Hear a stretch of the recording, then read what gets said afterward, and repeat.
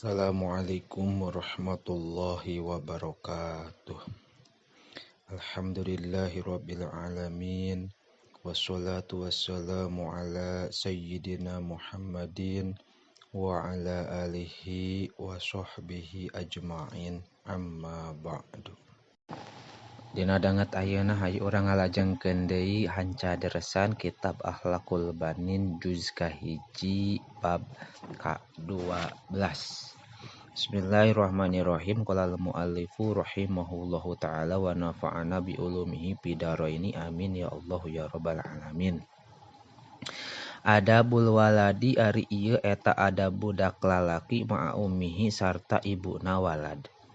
Ayuhal waladul adibu, hei budak anu beradab. Idza arafta di mana-mana terang anjeun tak ba ummika kana capekna ibu anjeun pitar biatika dina ngurus anjeun wa udma mahabbatiha sareng gede mika cintana ummu laka ka anjeun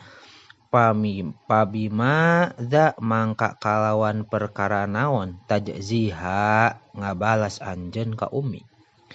Tab'an pasti innaka sayaktosna anjeun la taqdiru eta moal bisa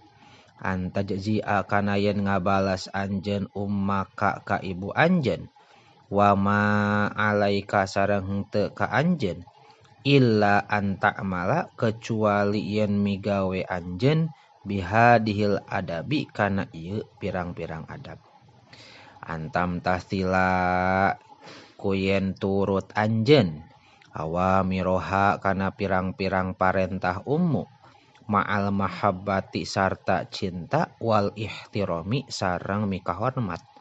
wa ta'mala sareng migawe anjeun kula syai'in kana tiap-tiap perkara yuparihu anu ngabungahkeun ieu syai' qalbaha kana hatena ummu wa tabtasima sareng mesem anjeun amamaha dipayuneun ummu daiman salawasna wa tusopihaha sareng sasaliman anjeun ka ummu kula yaumin dina tiap-tiap poe wa tad'ua sareng ngadoakeun anjeun laha pikeun ummu bitulil umri kana panjang umur fi sihatin dina kasehatan wa afiatin sareng tegesna sehat wa antahzaro sareng ngajauhan anjeun mingkuli syai'in tina tiap-tiap perkara yu'zi anu milaraan ieu syai' qalbaha ka yu'zi anu nganyenyeri ieu syai' qalbaha kana hatena ummi pala tak bisa mangka ulah merengut anjeun biwajhika ku wajah anjeun idza amarotka di mana-mana marentah ummu ka anjeun bisyai'in kana hiji perkara au godibat atawa ambek ummu alaika ka anjeun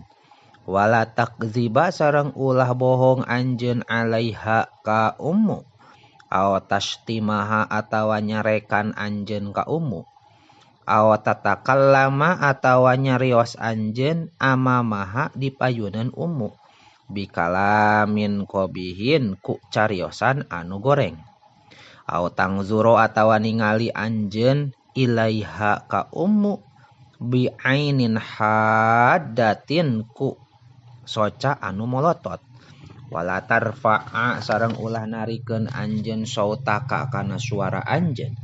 pauqa sautiha disaluhureun suarana ummu wa ida